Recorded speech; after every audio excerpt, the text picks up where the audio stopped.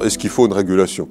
Donc la réponse était évidemment oui. Imaginez où nous serions s'il n'y avait pas de régulation en matière de climat, en matière d'eau, en matière de déchets, d'emballage, etc. Alors, est-ce que ces réglementations sont... Moi, je me place plutôt, je travaille beaucoup avec les entreprises, un peu aussi avec les pouvoirs publics. Donc, est-ce que ces régulations sont suffisantes? Est-ce qu'elles sont à la mesure des enjeux? D'abord, est-ce que les entreprises apprécient les régulations? De préférence, une entreprise va souhaiter travailler à l'abri des murs de son entreprise ou de son secteur d'activité. Ce qui veut dire qu'elle va mettre en place ou contribuer à mettre en place dans son secteur ce qu'on appelle parfois en anglais de la soft law, c'est-à-dire des accords volontaires. Ces accords volontaires sont souvent ce qui permettent, quand on les fait fonctionner pendant quelques années, de déterminer ce que peut être le futur cadre législatif, peuvent bien fonctionner d'une certaine manière autour d'éco-emballage. Il y a un décret, mais il y a également un phénomène d'accord volontaire à l'intérieur de tout cela.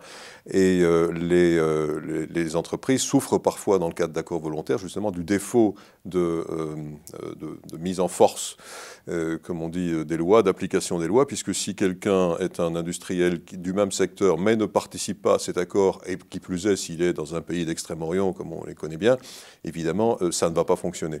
Donc la loi, un jour, va se dessiner, et ce que les entreprises apprécient, c'est d'abord que la loi soit établie en concertation avec elles, et ensuite de bénéficier d'un horizon. J'ai travaillé dans des pays de type ex-Union soviétique, Russie, où la réglementation, contrairement à tout ce qu'on peut imaginer, est extrêmement sévère en matière environnementale. Mais elle n'est absolument pas appliquée, et on peut acheter les permis d'exploiter.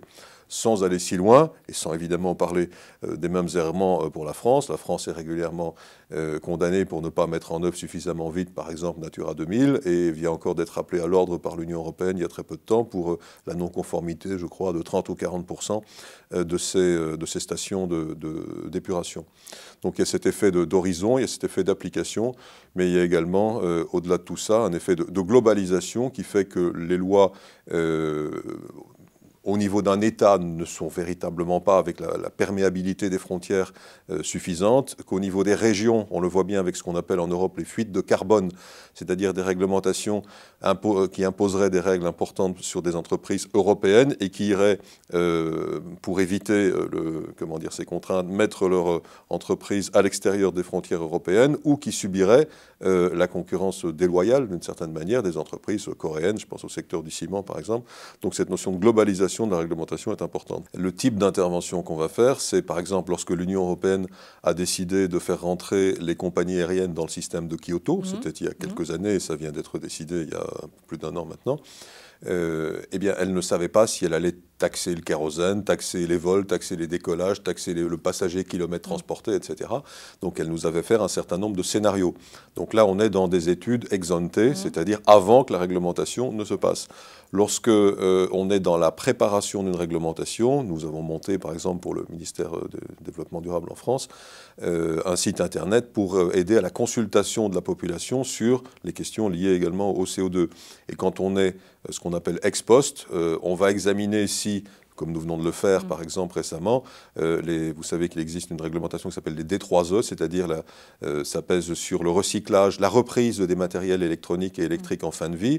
Il y a des organismes agréés, des éco-organismes qui collectent ces déchets d'une certaine manière, ces appareils que nous jetons, nos téléphones portables, etc.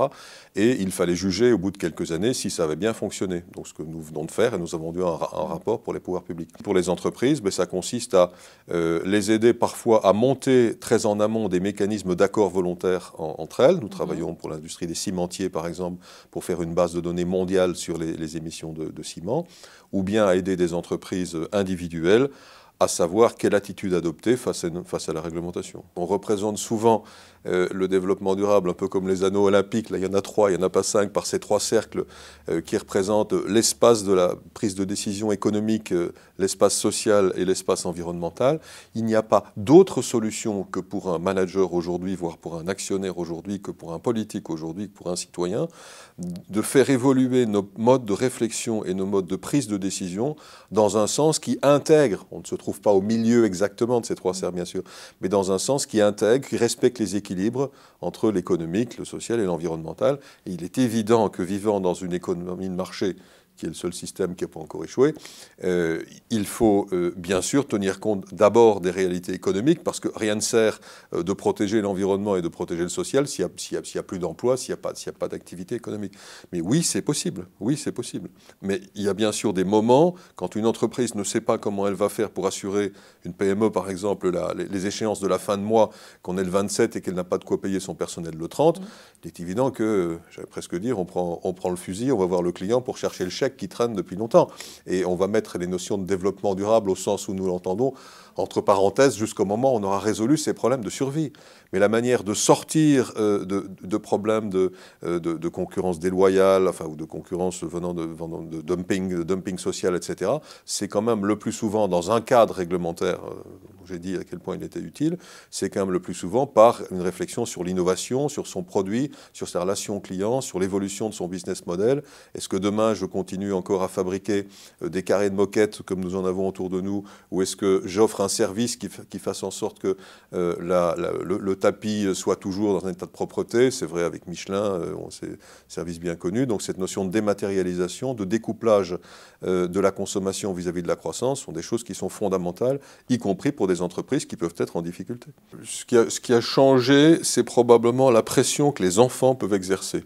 C'est-à-dire, lorsque mes fils sont un peu grands, mais lorsque mes fils, et un d'entre eux en particulier, allaient en programme d'échange, il travaille en Allemagne en ce moment, il est très germanophile et germanophone, lorsqu'il rentrait d'Allemagne après avoir été passé ses vacances ou un séjour dans une famille d'accueil, il revenait avec un étonnement sur notre manière de trier les déchets ou parfois d'avoir des comportements qui ne sont pas les plus... de laisser couler l'eau, etc., qui nous interpellaient là-dessus, donc sur des choses auxquelles on fait plus attention. La chose à faire dans une entreprise comme la nôtre, c'est irriguer l'ensemble des départements et des spécialités d'audit ou de conseil de notre entreprise avec la dimension développement durable dans les conseils qu'on donne à nos clients. Si je réussis à irriguer tous les départements de l'entreprise exactement comme mes clients qui sont directeurs de développement durable, bien sûr, on ne va pas disparaître, mais on va en tout cas profondément se transformer, c'est-à-dire faire en sorte que tout le savoir qu'on a aujourd'hui, qu'on est parfois les seuls à détenir, que ça a été passé dans le restant de l'entreprise, et d'être toujours à la pointe des nouveaux sujets où on va défricher. En ce moment, parmi les nouveaux sujets, le climat, ça commence quand même à force de matraquer, hein, tout le monde commence à savoir ce que c'est à peu près le problème de climat. Le nouveau sujet, c'est la biodiversité. C'est-à-dire comment faire en sorte, et c'est beaucoup plus compliqué, comment faire en sorte que une entreprise puisse mesurer le prix des services gratuits que la nature lui rend, dont elle bénéficie, dont elle n'a pas conscience. Comment mesurer ses rapports avec le monde du vivant dont elle fait partie.